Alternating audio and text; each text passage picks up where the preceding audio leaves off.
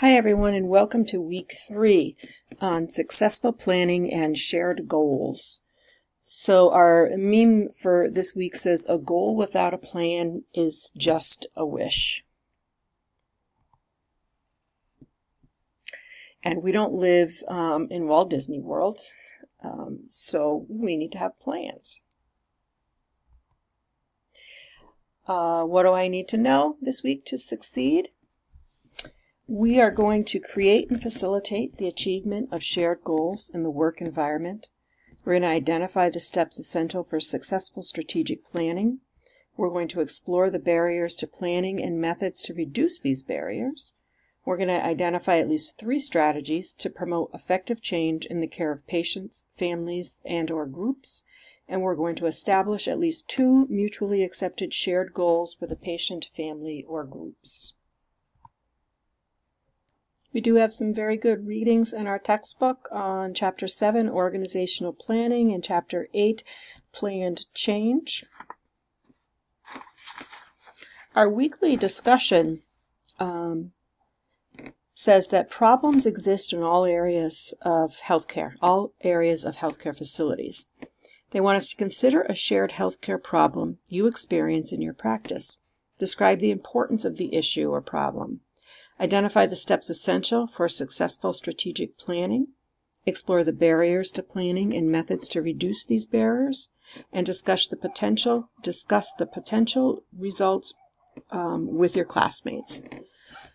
So some examples of shared healthcare problems could be hospital-acquired infections, or incidents actually. It could be infections or falls, communication problems between disciplines or between peers, physician and nursing shortages, chronic disease care. How do we care for these patients with diabetes and CHF and COPD?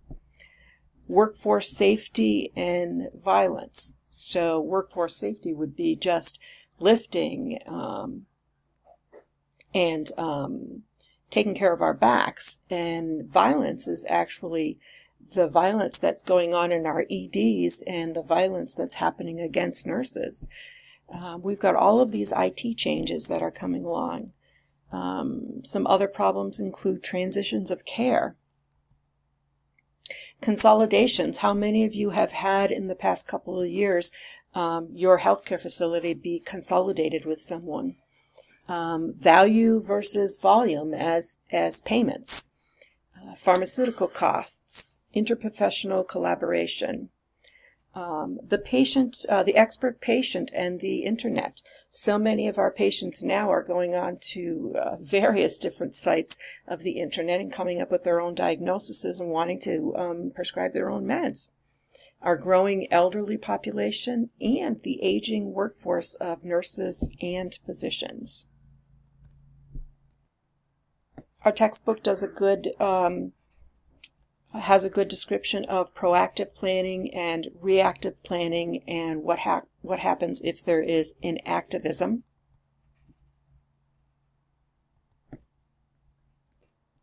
When thinking about our discussion, we can think about the SWOT analysis,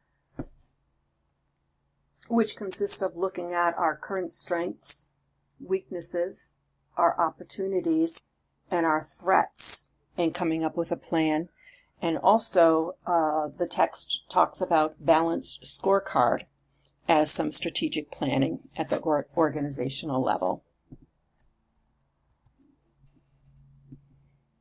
Here's a nice example of SWOT.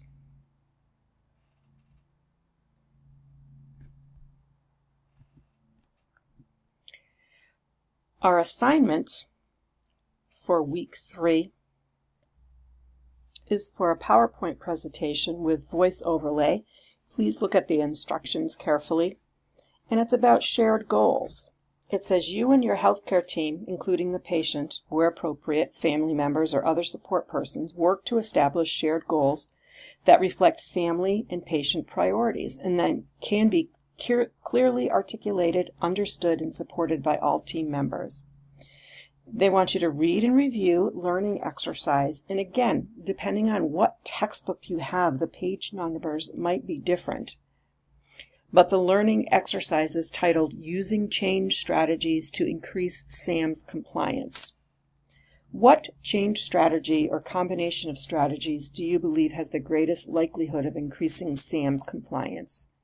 Who would be involved in the change?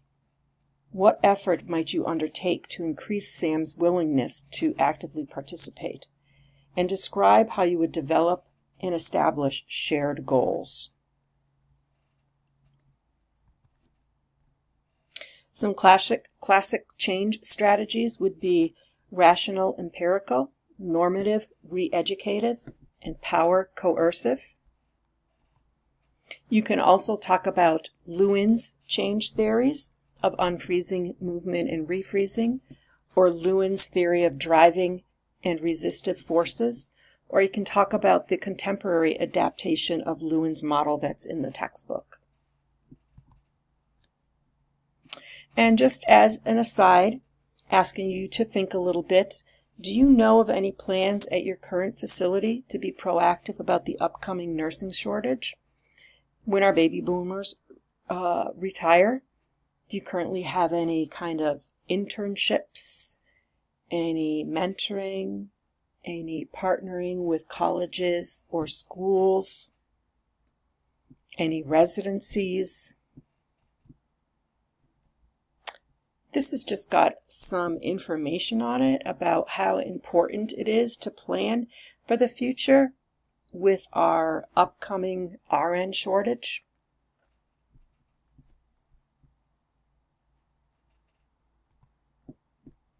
Another question, what was the last planned change or transformation that you remember experiencing at work? How did it go? How was it rolled out? Was there education? Was it adequate? Did it work? Was there an evaluation?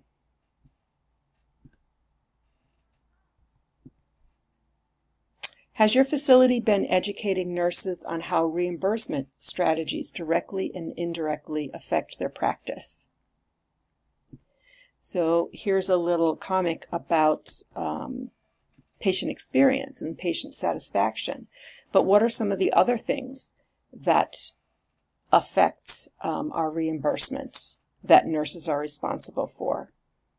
All of our healthcare acquired infections, falls, all of our core measures. Has your facility been instrumental in talking to nurses about that? And lastly, just a quick picture of my favorite beach in the world. It's Lucy Vincent Beach on Martha's Vineyard here in Massachusetts. The top picture is about 6 or 7 years ago. The bottom picture is more recent, about a year ago. And this is what change can do. This is coastal erosion or beach evolution, which just happens naturally. And a perfect example of change and why we need to adapt to it. Thanks, ladies. I'll see you online.